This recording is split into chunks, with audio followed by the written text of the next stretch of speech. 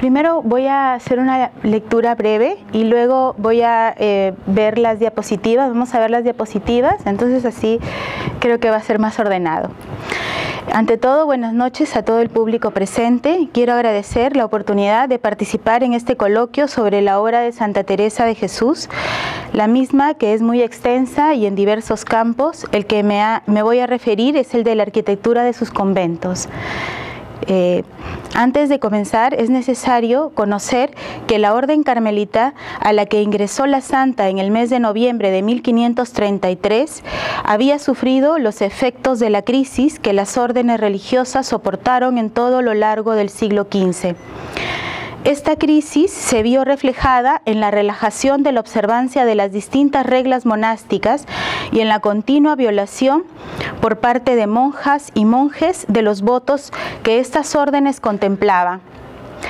Este ambiente de tensión y desorden en que viven los monasterios no es sino una de las muchas repercusiones que van a causar las mutaciones que desde el siglo XIV se están produciendo en Europa. En el caso concreto de la orden carmelitana, la relajación afectó a los tres principios básicos de su modo de vida: la oración, ya que no existía la quietud y el recogimiento necesarios para la misma; la pobreza individual o evangélica, que no era en ningún momento respetada, llegando en ocasiones a distinguir en algunos monasterios dos clases de miembros: los acomodados y los necesitados; y la vida en común, cuya inexistencia llevó incluso a que en muchos monasterios no hubiese un refectorio común, a pesar de que el refectorio era una exigencia en muchas reglas monásticas. Teresa de Jesús, la reformadora de la Orden del Carmen, y Fray Juan de la Cruz anhelaban para los miembros del instituto la búsqueda de una vida más perfecta, realizando acciones como la oración, el trabajo espiritual y la clausura. En conjunto, se pretendía regresar a los preceptos marcados por la regla primitiva dada por San Alberto. Fue con estos principios que se constituyó la nueva orden de los carmelitas descalzos. En este sentido, las edificaciones bajo la reforma teresiana se apegaron a lo marcado por la regla primitiva, misma que debía ser propicia para el repliegue contemplativo, que era lo que permitía alcanzar el ideal espiritual. Además de la utilidad práctica, la imagen proyectada por las edificaciones carmelitanas hacia los creyentes debía estar acorde con la institución. Por ello, no resulta extraño que la después santa pusiera atención en que la reforma fuera también visible en las casas en que moraría la rama descalza. Ello coincidía con los principios contrarreformistas en los que se había aludido a la necesidad de la imagen como fundamental para recobrar a los fieles y a su vez como una forma de atacar a los protestantes. Aunque Teresa de Ávila no realizó una normas sistemáticas en torno a la edificación de sus recintos, sí estableció algunos lineamientos. En el capítulo 8 de las constituciones elaboradas por ella en 1581, asentó su deseo de sencillez en la arquitectura. La casa, decía ella, jamás se labre si no fuese la iglesia, ni haya cosa curiosa sino tosca de madera, y la casa sea pequeña y las piezas bajas, cosa que cumpla a la necesidad y no sea superflua. Fuerte lo más que pudieren, y la cerca alta, y campo para hacer ermitas que se puedan apartar a oración conforme a lo que hacían nuestros padres. La idea de la casa pequeña, a más de evadir la suntuosidad, creaba un ambiente de recogimiento. Por su parte, el espacio para las ermitas invitaba a la oración interior. Aunado a ello, el campo en el que se debían edificar reforzaría de manera natural la barrera artificial compuesta por el muro que rodeaba toda construcción carmelitana para evitar el contacto con el exterior.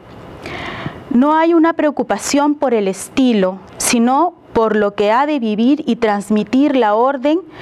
La arquitectura refleja ese carácter. el carácter de una época, pero también la personalidad y el carácter de aquellos que encargan ese edificio y de los religiosos que la ocupan. Ambos factores se combinan dando lugar a una solución arquitectónica. El espíritu de cada una de las reglas puede marcar los rasgos fundamentales de su arquitectura. Los monasterios se convierten en interpretaciones de las reglas monásticas, según el espíritu cambiante de cada época.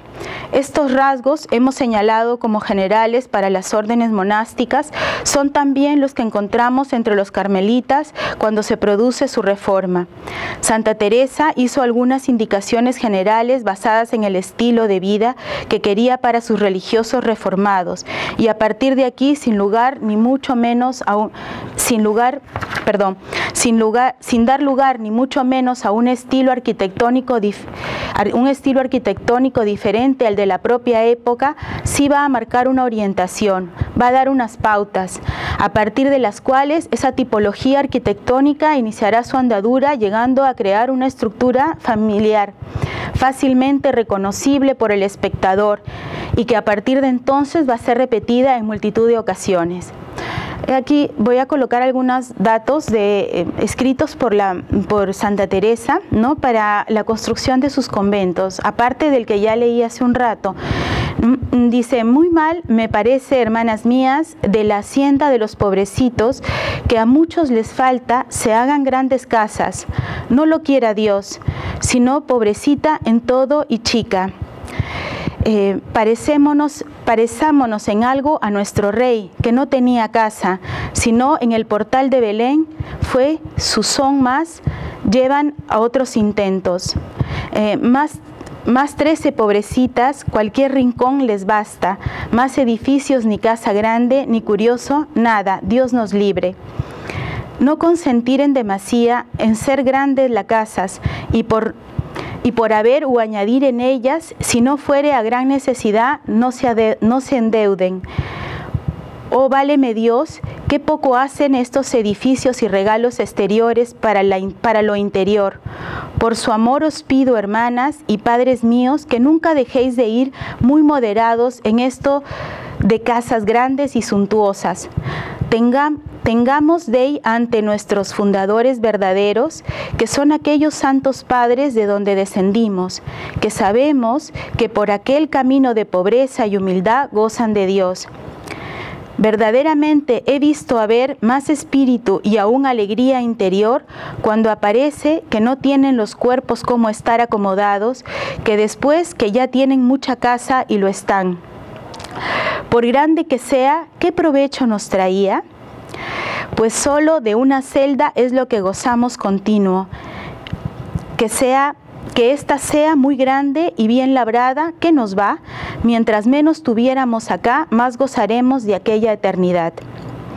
A partir de estas advertencias de Santa Teresa, verdaderamente de carácter muy general, y aceptando y asumiendo tanto el pasado como el presente artístico español, se va a ir articulando un tipo de iglesia conventual basado en este programa de ascetismo constructivo que suponen las palabras de Santa Teresa. Por lo tanto, la santa se convierte en la inspiradora de una arquitectura, no en su creadora, que en palabras de Bonet Correa es nuestra mayor aportación a la arquitectura religiosa moderna. Y ahora vamos a pasar a ver estas diapositivas que he traído y comentando un poco lo que he trabajado en el texto. Entonces, aquí en primer lugar tenemos, he colocado una arquitectura del alma. A propósito, lo he sacado de un video que tiene la santa en un monasterio español, en un convento español, y decía así, ¿no?, una arquitectura del alma. Creo que es importante entender que la santa no quiso hacer, como bien dice el texto, un estilo nuevo, no quiso inaugurar un estilo nuevo. Lo que ella quería es tener una plataforma donde esas monjas pudieran realmente estar pendientes de lo suyo, de su regla, de su norma, y no salirse de ello, especialmente de la oración, ¿no? Porque hay que recordar que en estos conventos en los que ella ingresó, las monjas podían salir al momento que quisieran, incluso por una orden del Papa que había relajado la norma carmelitana. Podían salir, podían realmente traer a sus a las empleadas, digamos, a sus sirvientas, acompañándolas a ellas en la vida contemplativa, ¿no? ¿Qué vida contemplativa sería esa, ¿no? Entonces, al momento de que Santa Teresa decide hacer una refacción a la norma, volver de nuevo a la antigua y primitiva norma carmelitana, realmente es un golpe muy fuerte, ¿no? Por eso tiene tantas persecuciones, ¿no? En el fondo, lo que consideraba ella que era importante era la oración, ¿no? Es el momento de la oración lo que va a tratar de ver reflejada en ese convento. Y distinguir también una cosa importante del convento de la iglesia, ¿no? O sea, el convento en general contiene una iglesia, ¿no? Aquí vamos a mirar un planito, inclusive, que nos va a poder ayudar también para eso, ¿no? Acá había traído algunos datos, no sé si podría estar un poquito más oscuro, quién sabe, no sé si se ve bien. Sí, perfecto, sí, no sé si podía capaz mejor estar un poquito más oscuro en esta zona para poder verlo mejor allí. Mejor, así es. No tanto, no tanto. Ahí está, ¿no? Ahí está. Bien, entonces nada, ¿no? Estos son algunos datos que me pareció importante. El nombre, ¿no? La fecha de ingreso al convento. Dejó la casa paterna en 1533. Se colocó en el convento de la Encarnación en Ávila. Allí pasó y profesó el día 3 de noviembre de 1534. Una cosa, que ella deja el convento también varias veces porque estaba bastante enferma, ¿no? Ella se enferma y hasta casi cerca de los 28, 30 años regresa nuevamente al convento. O sea, estaba en unas idas y vueltas porque realmente pasaba unas enfermedades muy, muy fuertes, ¿no? Incluso por eso es que la fundación primera fundación, la bula después del Pío IV, ¿no? La erección del convento de San José de Ávila, se abrió el monasterio el 24 de agosto de 1562, cuando ella tenía aproximadamente 48 años. O sea, después de los 40 ella empieza esa fundación, ¿no? Era bastante mayor ya cuando empieza a fundar de manera realmente alucinante, ¿no? Porque empieza un año tras otro una fundación de conventos diferentes, ¿no? Lo tengo acá en una instancia de los conventos, y que me pareció importante también saber que no fue el convento de Alba de Tormes el último, sino fue el convento de Burgos el último. En Alba de Tormes muere, pero ella regresa a Alba de Tormes. Alba de Tormes ya había sido fundada en 1571 y el último convento fundado fue en Burgos en 1582. Desde 1567 no para de fundar conventos. El segundo convento que funda, Medina del Campo, lo vamos a mirar acá un poquito, mirando, ¿no? En esto. Ella tiene esos momentos en que empieza antes de empezar la fundación, tiene ese momento digamos, místico, ¿no? Donde se ve que Dios le llama y le dice, no, espera un poco, hija, y verás cosas grandes, ¿no? Grandes cosas, ¿no? En ese momento ella empieza una fundación de corrido, desde Medina del Campo hasta Burgos, ¿no? Porque el inicio le había costado mucho y deja unos 5 años de fundar, desde el primer convento, que sería San José de Ávila, ¿no? Y luego, posteriormente, empieza desde 1567 a fundar ya definitivamente todos los demás conventos. Malagón en 1568, Valladolid también en el 68, Toledo en el 69, Pastrana en el 69, Salamanca, y así sucesivamente, ¿no? Entonces, bueno, ¿no? El ejemplo que mostramos es el árbol de viña, ¿no? Este simbolismo me pareció bastante interesante. Esto es una pintura en el convento carmelita de Ayacucho, titulado La Viña del Carmelo, del siglo XVIII, ¿no? Verá, o sea, realmente interesante también el efecto de esta pintura, ¿no? La rama carmelitana colocada tanto de monjas, ¿no? En adelante, los miembros de la primera orden masculina, los frailes y obispos, ¿no? Y el segundo orden ya aparecen, la primera parte, en la parte de abajo aparecen las monjas, después aparecen, ¿no? Al final aparece la Virgen acá arriba, ¿no? En la zona superior del... Ahora, otra cosa importante también creo que es interesante saber que la monja, cuando empezó a fundar sus conventos, muchos digamos, personajes, los que ayudaban a las carmelitas, los sacerdotes de las carmelitas, no eran carmelitas, eran de otras órdenes religiosas. realmente había una relajación, no solo en el sentido de la relajación de la norma, sino también de todo los monasterios, los monjes, los conventos, estaban todos, definitivamente no tenían un orden, ¿no? Entonces eso también hizo que esto sea más difícil todavía, ¿no? Las fundaciones constituyeran realmente formas difíciles de hacer, ¿no? Y bueno, aquí había colocado primero esto, ¿no? La casa jamás se labre si no fuese la iglesia, ni haya cosa curiosa, sino tosca de madera, y la casa sea pequeña y las piezas bajas, cosa que cumpla la necesidad y no sea superflua. Fuerte lo más que pudiera, la cerca alta es importante, ¿no? Porque se trata de un convento de clausura. No.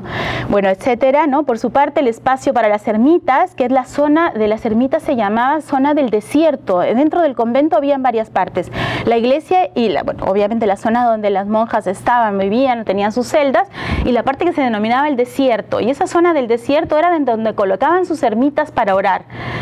En todos los conventos pasó esto, no necesariamente, hay que recordar que pasa el tiempo y cuando llegan acá, pues estas zonas de las ermitas, en los conventos de acá de Latinoamérica, yo por lo menos no he visto así, ¿no? Tal vez en España todavía en algunos casos sigan habiendo, yo sé que, me imagino que no las usan tal vez, pero digamos que tal vez están allí algunas de ellas colocadas, ¿no? Una de estas ermitas. Después, aunado a ello, el campo en el que debían edificarse, dice, reforzaría de manera natural la barrera artificial compuesta por el muro que rodeaba toda construcción carmelitana para evitar el contacto exterior, ¿no? Acá están colocados todas las fundaciones de los conventos que ha hecho, ¿no? Y acá está San José de Ávila, ¿no? La iglesia particularmente tenía una sola nave, ¿no? Era importante también entender que las iglesias de monjas eran más pequeñas que las iglesias de frailes o de monjes. Más pequeñas. Las clarisas también tienen sus iglesias más pequeñas. Siempre es de una sola nave. Además, por las reformas también se hacen así, pero tenían una sola nave, a los costados habían capillas, ¿no? A veces habían solo tipo hornacinas, pero eran capillitas pequeñas colocadas para algún santo, ¿no? No sé qué, el altar principal que se ve enfrente, ¿no? Y acá está todo un planito del convento, bueno, no lo he traído, pero esta zona de aquí justamente es la iglesia, la que marca acá el cursor, no sé si se ve el cursor. No veo bien, está por ahí. No, la zona donde está justo marcado acá el cursor, esta es la zona de lo que corresponde a la iglesia. Y todo esto de aquí vendría a ser el convento, y la zona del desierto, por esta zona de acá donde se colocaban las ermitas para orar, ¿no? Ellas oraban dentro de una ermita, ¿no? Eso también me parece bastante particular, ¿no? Y otra vez acá colocando algunas ideas de Santa Teresa, ¿no? Muy mal me parece, hermanas mías, me parece que esto ya lo he leído, pero igual, ¿no? Algunas cositas. La hacienda de los pobrecitos, que a muchos les falta, se hagan grandes casas, no lo quiera Dios, sino pobrecita en todo y chica, ¿no? Esto es importante. Allí después la segunda construcción de Medina del Campo, ¿no? Segunda casa del renovado Carmelo, el monasterio de San José. También todas se llamaban San José. San José dice que le había curado a la santa milagrosamente de la enfermedad que tenía. Entonces, bueno, igual padecía algunas todavía efectos de la enfermedad, pero en realidad fue una curación milagrosa la que ella tuvo. Entonces se ve que allí San José se llaman muchísimos conventos, ¿no? Porque produjo el primer encuentro con otra figura relevante aquí en este convento también, que es San Juan de la Cruz, ¿no? Otra vez, verdaderamente he visto a ver más espíritu y aún alegría interior cuando parece que no tienen los cuerpos como estar acomodados, que después que ya tienen mucha casa y lo están, esto también, ¿no?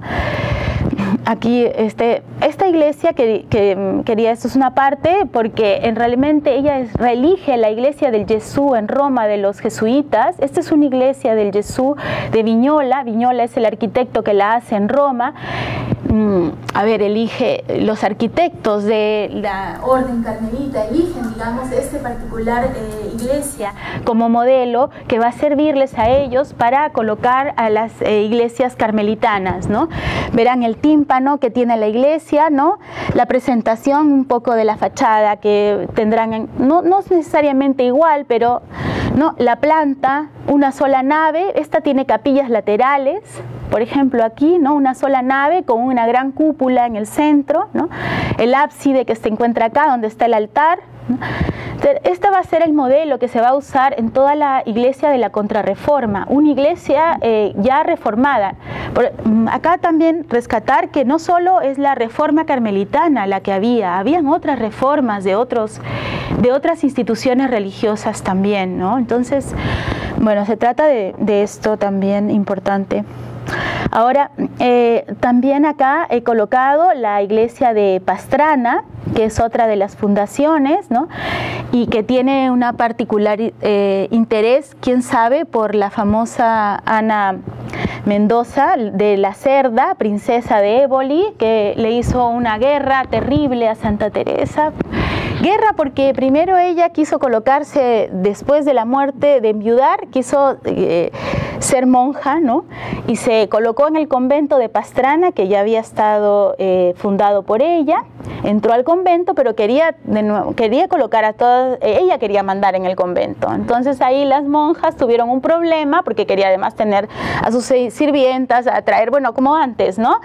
Entonces decidió Santa Teresa que sus monjas regresaran, que se fueran del convento. Abandonaron todas el convento de Pastrana y la dejaron sola, la princesa de Éboli. Por eso siempre, bueno, regresó de nuevo, retornó de nuevo a su palacio, no se quedó en el convento, ¿no?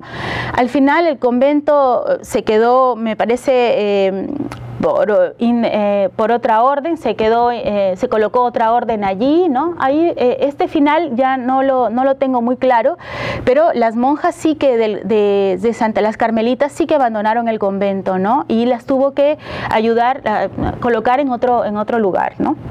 Entonces, bueno, esto es importante, la historia de Ana, y esa es una de las tantas, ¿no? Porque tiene otras más, ¿no? El convento de Beas, que es el primer convento en andaluz que tiene en Andalucía, ¿no? También siempre de una sola nave, como les digo, un altar, en este caso barroco. Mucha gente dice que el estilo que usa, además, bueno, es verdad que Viñola trabaja el estilo barroco jesuita y que lo coloca prácticamente como modelo, y no solo para las iglesias de Europa, sino también para las iglesias americanas. Pero hay un manierismo, hay un barroco que está mezclado también con este concepto. Realmente es manierista el estilo que se usa en la mayor parte de conventos, por lo menos de las carmelitas, ¿no? Acá el último convento, que es el de Burgos, muy sencillo, ¿no? Como ella bien dijo, ¿no? Que debían ser así sus conventos, ¿no? En las iglesias, perdón, de los conventos, ¿no? En este caso es una iglesia del convento, ¿no? La orden se traslada a América, ¿no? Vamos a ver un poco lo que hay acá en Lima. En Lima llegan las carmelitas desde Cartagena. Llegan las monjas desde Colombia. En Colombia es el primer lugar de América del Sur donde se instalan las monjas, ¿no? De carmelitas descalzas. Llegan a Lima y fundan el convento del Carmen Alto. Y yo digo, y comenté eso acá con Eliana hace un rato, ¿no? Porque en realidad tampoco soy experta en la arquitectura carmelitana, pero sí me pareció un poco interesante el tema de que tanto en Lima como en Quito, los monasterios, existen dos monasterios, el Carmen Alto y el Carmen Bajo. Acá en Lima sé que ha desaparecido el Carmen Bajo, pero el Carmen Alto es el que está en Barrios Altos ahora, que es este que está aquí colocado justamente, ¿no? Ahora, ¿por qué lo hacían? ¿Por qué se hacían dos conventos? Eso todavía no lo tengo muy claro, no lo sé, ¿no? Y siempre en la parte del ingreso, ¿no? En la parte superior hay un arco que es un arco carpanel, así se llama, igual que en Trujillo también está un arco carpanel colocado con lo que va a ser la parte del coro de la iglesia, que es esta parte, la foto inferior, ¿no? Y la foto esta superior, que es la nave central, ¿no? Esa es la fachada que tiene, ¿no? Y el monasterio, el convento se funda en 1643, ¿no? Este es el convento de Quito, es del Carmen Alto también en Quito, ¿no? Igualmente es una sola nave, la entrada tiene dos torres. se parece mucho, incluso porque las de Quito fundaron el convento de Trujillo, que es este de acá, la iglesia del convento de Trujillo, del Carmen. Esta es la iglesia del Carmen de Trujillo, ¿no? Y sí, fue fundado en 1590, no, acá me parece que esto, sí, 1500, no debe haber sido, esto debe haber sido posterior, no, bueno, ya está. Y aquí, por ejemplo, ven un poco del interior, una nave principal, central, ¿no? Acá también está, donde existen incluso pinturas aquí, en las zonas de los triángulos estos, ¿no? En esta zona de acá, de la cúpula, ¿no? Existen unas pinturas de Santa Teresa, ¿no? La bóveda principal, la nave central, y aquí una imagen también de lo que vendría a ser, le digo, esto de acá es, se me ha ido el nombre ahorita de esta parte de la arquitectura, con la cúpula, son la cúpula sobre pechinas, son las pechinas de la cúpula las que tienen las imágenes de la santa, ¿no? Allí colocadas. Esto está en Trujillo, ¿no? Es la iglesia de Trujillo. Una cosa interesante también para decir para terminar ya, sobre la monja, ¿no? Sobre la santa que ahora nos toca conversar, es todo el apoyo que hizo también para educar a las mujeres, ¿no? Porque las que entraban a la norma, al convento, muchas de ellas eran analfabetas. Y todas ellas se educaron con la monja, con Santa Teresa, ¿no? Esa educación que la mujer no tenía en ese momento, ¿no? Otra de las cosas que me parece muy atractivo observar en este caso, ¿no? Que para fundar y para hacer todo lo que ella hizo, todos los cambios en la iglesia, definitivamente el carácter, ¿no? Tenía que tener una personalidad única, ¿no? Para enfrentarse a Princesa de Éboli nomás. O sea, ¿cómo te enfrentas a una mujer que lo tiene todo y que tiene el poder en la mano, ¿no? En realidad, con mucha inteligencia, como ella bien dice, con mucha humildad, porque en todo momento ella habla de la humildad, siempre habla de la humildad y de la obediencia, porque estaba sujeta. Por eso es que, ¿no? Crisanto comentó que todos los libros habían sido por encargo, porque en verdad todo era encargado, ¿no? Me encargaron esto, me encargaron fundar a San José de Ávila, luego ya las demás cosas vienen un poco por inspiración, pero todo eso en base a la humildad, ¿no? Y a la obediencia y a un tenaz esfuerzo por continuar, por buscar la verdad, porque no se quedó con lo que tenía, ¿no? Porque quiso mejorar lo que ya había, porque sabía que eso no era así, ¿no? Entonces sí, por ahí sí creo que es muy valiosa todo el trabajo, ¿no?